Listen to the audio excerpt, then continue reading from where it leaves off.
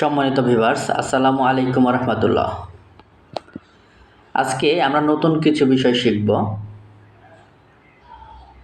কিভাবে একজন পুরাতন কাস্টমার অ্যাকাউন্ট থেকে প্রোডাক্ট অর্ডার করতে হয় সেই বিষয়টা আজকে আমরা জানব। অর্থাৎ একজন কাস্টমার ইতিপূর্বে বাজার করেছে, তার অ্যাকাউন্টে কিছু টাকা জমা রয়েছে। কাস্টমারের সেই অ্যাকাউন্টের টাকা দিয়ে কিভাবে পুনরায় বাজার করতে হয় সেই বিষয়টা আজকে আমরা দেখব। আমি সরাসরি চলে যাচ্ছি ওইরি অ্যাপসে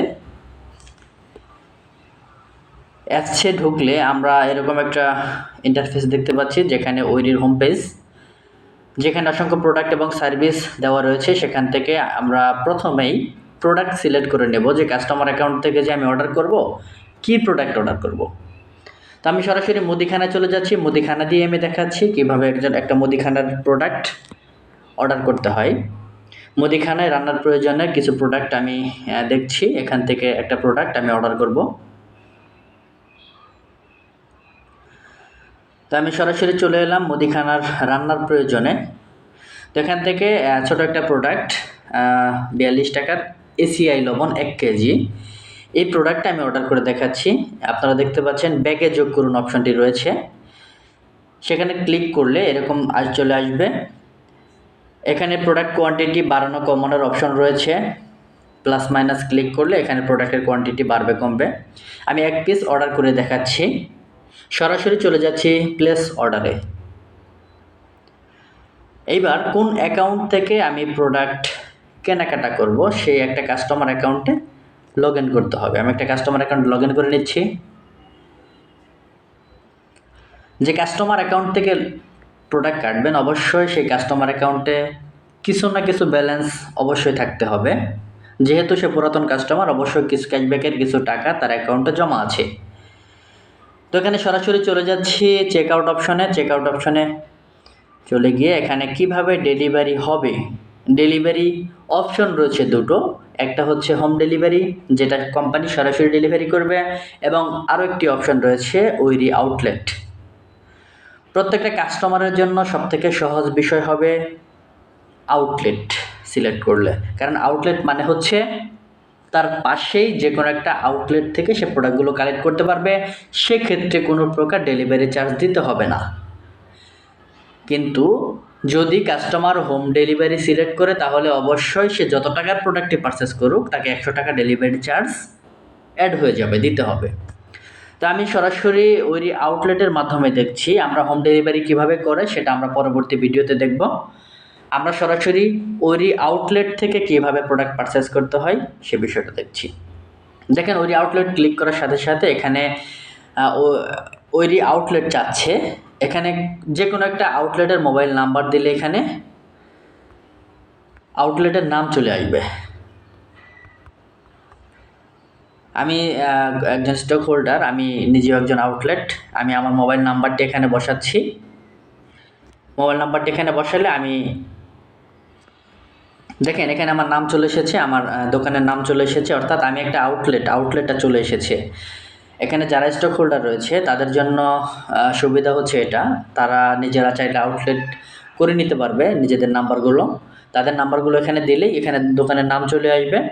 দেন হচ্ছে পেমেন্ট মেথডে ক্লিক করতে হবে যে কাস্টমারের কোন অ্যাকাউন্ট থেকে অ্যাডজাস্ট হবে টাকা। এখানে একটা বিষয় ক্লিয়ার যে একজন কাস্টমারের যে কোনো ওয়ালেট থেকে কাস্টমার টাকা অ্যাডজাস্ট করতে পারবে। সেক্ষেত্রে একটা প্রোডাক্টের যে পয়েন্ট ভ্যালু রয়েছে, রিওয়ার্ড পয়েন্ট রয়েছে, প্রত্যেকটা প্রোডাক্টের রিওয়ার্ড পয়েন্টের টাকা শুধুমাত্র কাস্টমার অ্যাকাউন্ট থেকে কাটবে, বাকি টাকা আউটলেটে জমা দিতে হবে। তো আমি সিলেক্ট করছি ক্যাশ ওয়ালেট। ক্যাশ ওয়ালেটে ব্যালেন্স নাই, আউট অফ ব্যালেন্স দেখাচ্ছে। তারপর সিলেক্ট করছি ট্রানজ্যাকশন ব্যালেন্স। ট্রানজ্যাকশন ব্যালেন্স এখানে দেখাচ্ছে যে টোটাল পেবল 4, অর্থাৎ আমরা যে 42 টাকা লবণ কিনছি সেই 42 টাকা লবণে 4 পয়েন্ট রয়েছে, সেই 4 পয়েন্ট কাস্টমার অ্যাকাউন্ট থেকে কাটবে।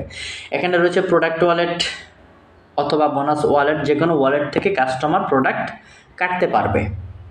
তো এখানে একটা বিষয় লক্ষণীয়, সেটা হচ্ছে কাস্টমার যদি ট্রানজ্যাকশন অথবা ক্যাশ ওয়ালেট দিয়ে প্রোডাক্ট রিপারচেস করে তাহলে সে পুনরায় পয়েন্ট ভ্যালু পাবে, অর্থাৎ কাস্টমার আবারও ক্যাশব্যাক পাবে।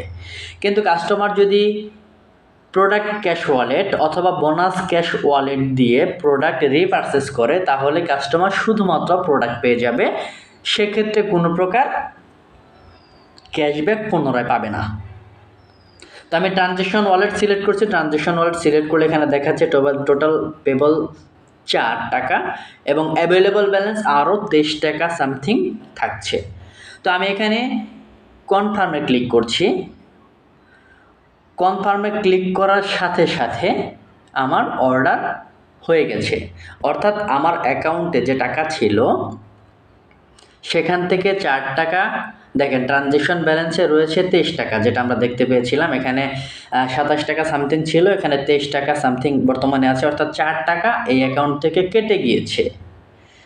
যখনই এই প্রোডাক্টটি এখানে সেল করা হয়েছে, আউটলেটের কোনো প্রকার কোনো অ্যাকসেপ্ট বা আউটলেটের কোনো রিসিপ্ট কিছু করতে হবে না, অটোমেটিক আউটলেটে এটা সেল হয়ে গিয়েছে এবং সেই আউটলেটে লবণের দাম হচ্ছে 42 টাকা, সেখান থেকে 4 টাকা কম, অর্থাৎ আউটলেটকে 38 টাকা পে করলে আউটলেট প্রোডাক্ট দিয়ে দিবে।